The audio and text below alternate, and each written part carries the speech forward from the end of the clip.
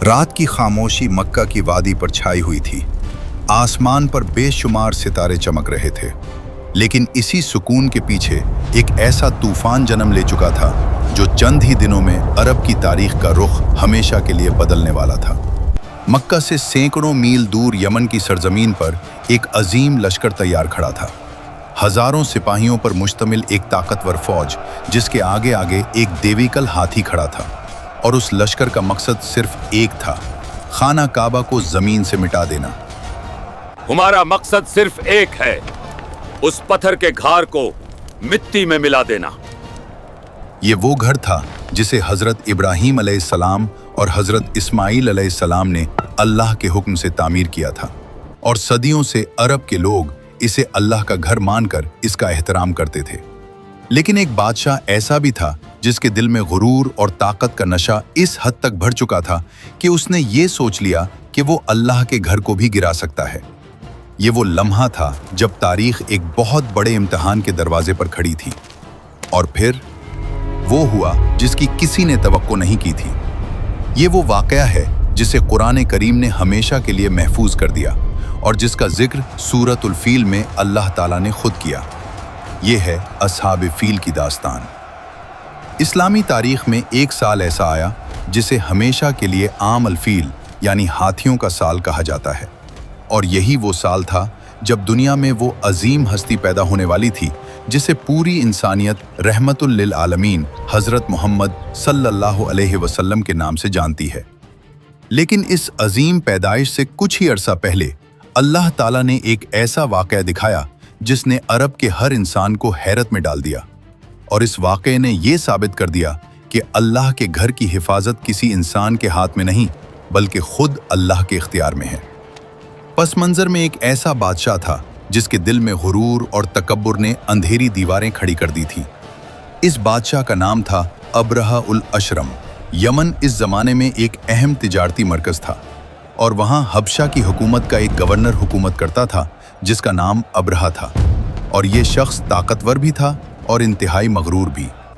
उसने एक दिन ये सोचा कि अरब के लोग हर साल हज के लिए मक्का क्यों जाते हैं, और क्यों ना वो एक ऐसा अजीम इबादतगाह तामीर करे कि लोग काबा को छोड़कर उसके शहर की तरफ आएं। इसी सोच के तहत उसने यमन के शहर सनआ में एक अजीम चर्च तामीर करवाया जिसे अल कलीस कहा जाता था। सीरत इब्न हिशाम के मुताबिक ये चर्च इस कदर शानदार था कि इस जमाने में अरब में इस जैसी इमारत किसी ने नहीं देखी थी। इसकी दीवारें कीमती पत्थरों से सजी हुई थी, और इसकी छतें निहायत खूबसूरत नक्श व निगार से मुज़य्यन थी। जब चर्च मुकम्मल हुआ तो अब्रहा ने ऐलान किया, अब अरब के लोग हाज के लिए मक्का की जगह यहाँ आया करेंगे। लेकिन अरबों के दिलों में काबा की मोहब्बत बहुत गहरी थी, क्योंकि वो जानते थे कि ये घर हजरत इब्राहीम अलैहिस्सलाम की यादगार है। इसीलिए किसी ने भी अब्रहा के चर्च की तरफ रुख नहीं किया। ये बात अब्रहा के गुरूर को सख्त चोट पहुंचाने वाली थी। एक रिवायत के मुताबिक एक अरब शख्स यमन आया, और जब उसने देखा कि अब्रहा काबा का मुकाबला करने के लिए चर्च बना रहा है तो उसके दिल में शदीद गुस्सा पैदा हुआ।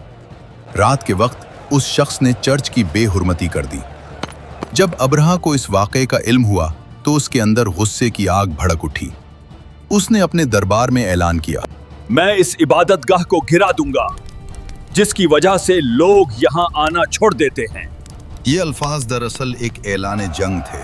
हाथियों का लश्कर अब्रहा ने एक अजीम लश्कर तैयार किया जिसमें हजारों सिपाही शामिल थे, और उस लश्कर के आगे एक बड़ा हाथी था जिसका नाम महमूद बताया जाता है।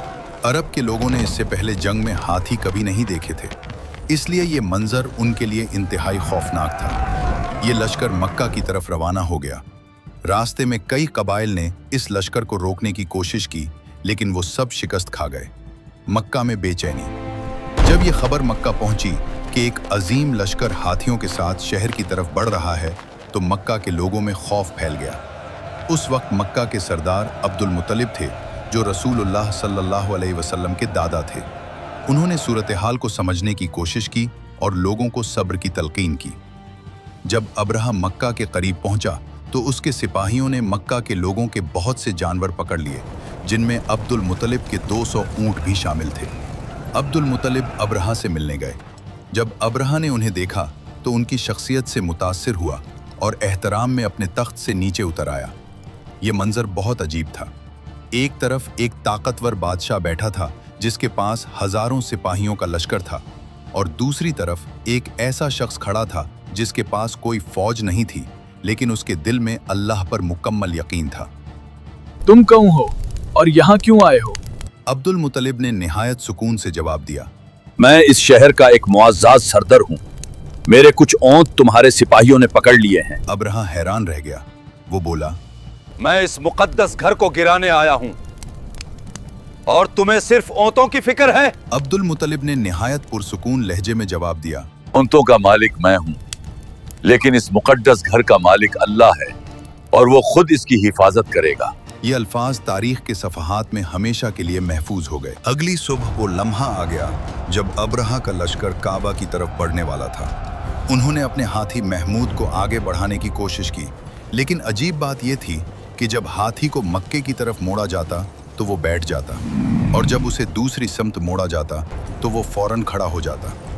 इसी लम्हे आसमान पर एक हैरत अंगेज मंजर जाहिर हुआ। परिंदों के झंड नमूदार हुए। कुरान करीम इस मंजर को यूं बयान करता है, और उसने उन पर झंड के झंड परिंदे भेज दिए।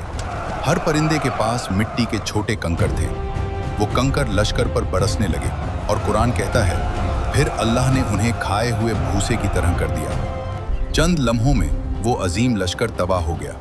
असहाब फील का वाकया दरअसल एक अजीम सबक है। ये हमें याद दिलाता है कि जब इंसान हुरूर में आकर अल्लाह की निशानियों को मिटाने की कोशिश करता है तो अल्लाह की ताकत उसे मिटा देती है। और इसी वाक़े के कुछ अरसे बाद दुनिया में पैदा हुए हज़रत मोहम्मद सल्लल्लाहु अलैहि वसल्लम। जैसे अल्लाह पूरी दुनिया को ये पैगाम दे रहा हो कि अब हिदायत का नूर दुनिया में फैलने वाला है। ये वाक़या हमें सिखाता है कि ताकत लश्करों में नहीं बल्कि अल्लाह के फ़ैसले में होती है, और जब अल्लाह किसी चीज़ की हिफाजत का इरादा कर ले तो दुनिया की कोई ताकत उसे नुकसान नहीं पहुंचा सकती।